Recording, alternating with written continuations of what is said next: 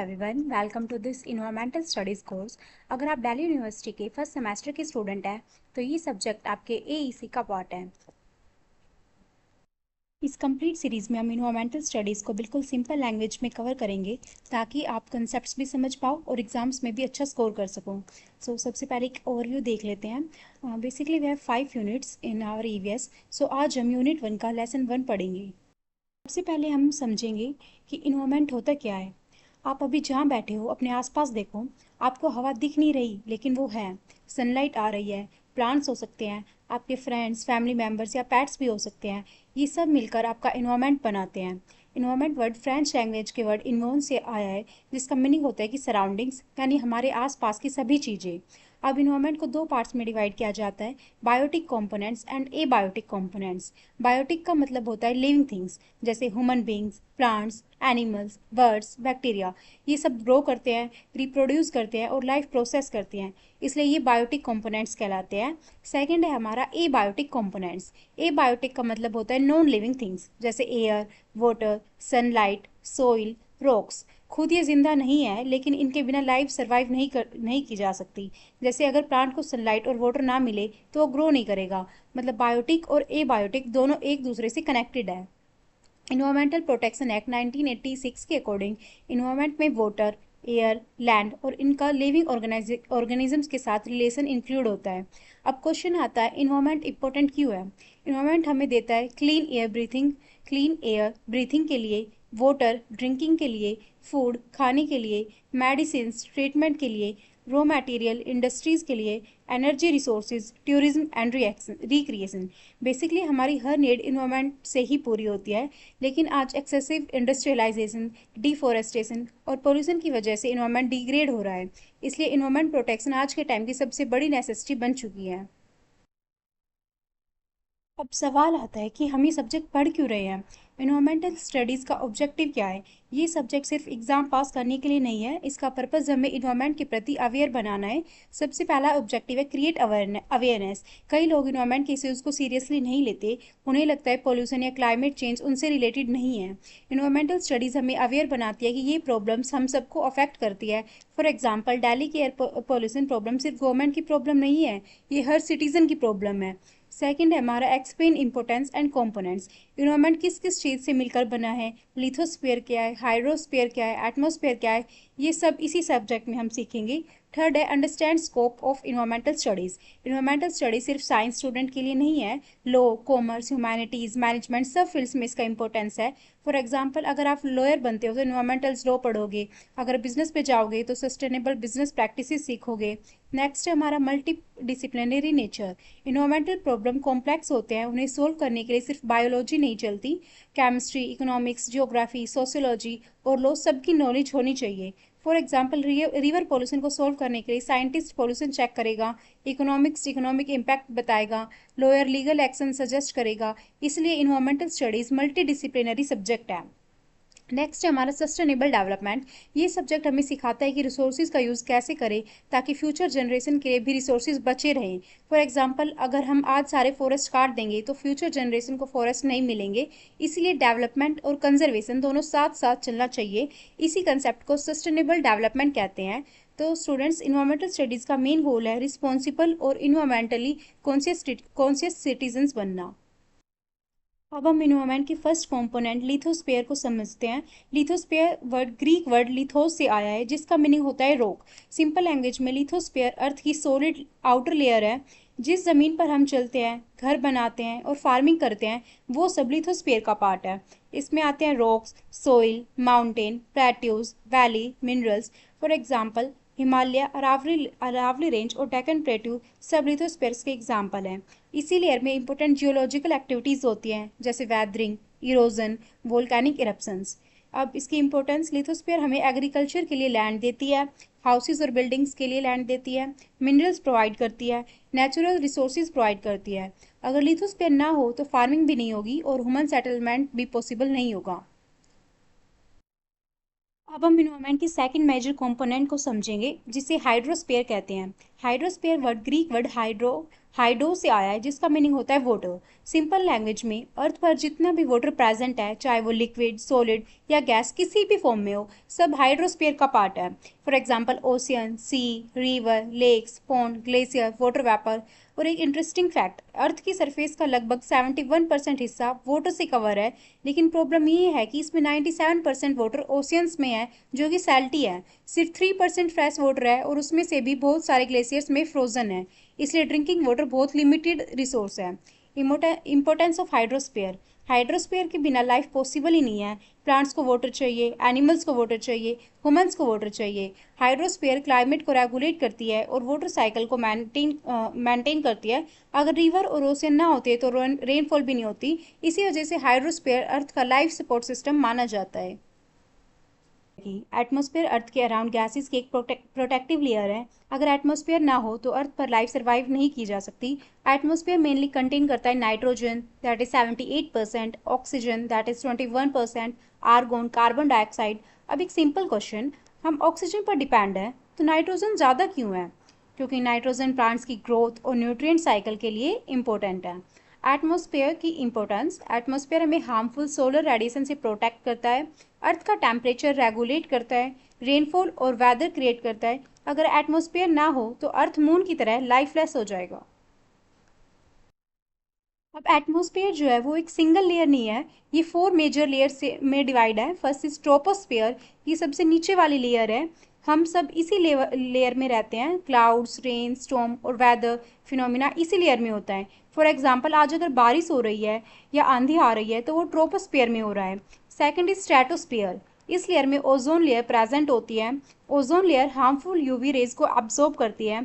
अगर ozone layer ना हो तो स्किन कैंसर और जेनेटिक म्यूटेशंस बहुत ज़्यादा बढ़ जाएंगी। थर्ड इज आवर मीजोस्फीयर, इस लेयर में टेम्परेचर फिर से डिक्रीज होने लगता है। बहुत सारे मीटियोर्स इसी लेयर में जलकर डेस्ट्रॉय हो जाते हैं। अगर ये लेयर ना हो तो रोज हजारों मीटियोर्स अर्थ तक पहुंच सकते हैं। नेक्स्ट इज थर्मोस्फेयर, ये सबसे अपर लेयर है। यहाँ टेम्परेचर बहुत हाई होता है। सैटेलाइट और स्पेस स्टेशन इसी रीजन के आसपास ऑपरेट करते हैं। तो याद रखो, troposphere is equal to weather, stratosphere is equal to ozone layer, mesosphere is equal to meteors burn, thermosphere equal to satellites. अब आते हैं बायोस्फीयर पर। Biosphere word Greek word bios से आया है जिसका मीनिंग है लाइफ। सिंपल लैंग्वेज में अर्थ का वो पार्ट जहाँ लाइफ एग्जिस्ट करती है उसे बायोस्फीयर कहते हैं। ये एक्चुअली लिथोस्फीयर, हाइड्रोस्फीयर और एटमॉस्फेयर का ओवरलैपिंग जोन है। For example forest ecosystem, river ecosystem, ocean ecosystem सब बायोस्फीयर के एग्जाम्पल हैं। हम ह्यूमंस भी बायोस्फीयर का पार्ट है। प्लांट्स, एनिमल, बर्ड्स, इंसेक्ट और माइक्रो ऑर्गेनिजम्स भी बायोस्फीयर का पार्ट है। और एक इम्पोर्टेंट बात, बायोस्फीयर तभी हेल्थी रहेगा जब बाकी 3 स्पेयर्स भी हेल्थी रहेंगे। Next topic is our environmental education. Environmental education का पर्पस सिर्फ नॉलेज देना नहीं है, इसका मेन पर्पस अवेयरनेस क्रिएट करना है। आज पॉल्यूशन, क्लाइमेट चेंज और बायोडाइवर्सिटी लॉस जैसे इश्यूज बढ़ते जा रहे हैं। इन प्रॉब्लम्स को सोल्व करने के लिए अवेयरनेस ज़रूरी है। यूनेस्को के अकॉर्डिंग इन्वायरमेंटल एजुकेशन के ऑब्जेक्टिव्स हैं अवेयरनेस क्रिएट करना, नॉलेज प्रोवाइड करना, नेचर के लिए कंसर्न डेवलप करना, प्रोटेक्शन के लिए मोटिवेट करना, प्रॉब्लम सॉल्विंग स्किल्स डेवलप करना। फॉर एग्जाम्पल अगर स्टूडेंट्स को प्लास्टिक पॉल्यूशन के बारे में एजुकेट किया जाए तो प्लास्टिक यूज़ कम कर सकते हैं। यही इन्वायरमेंटल एजुकेशन का गोल है। अब 1977 में यूनेस्को और यूएनईपी ने जॉर्जिया के तिबिलिसी सिटी में पहली इन्वायरमेंटल एजुकेशन कॉन्फ्रेंस ऑर्गेनाइज की।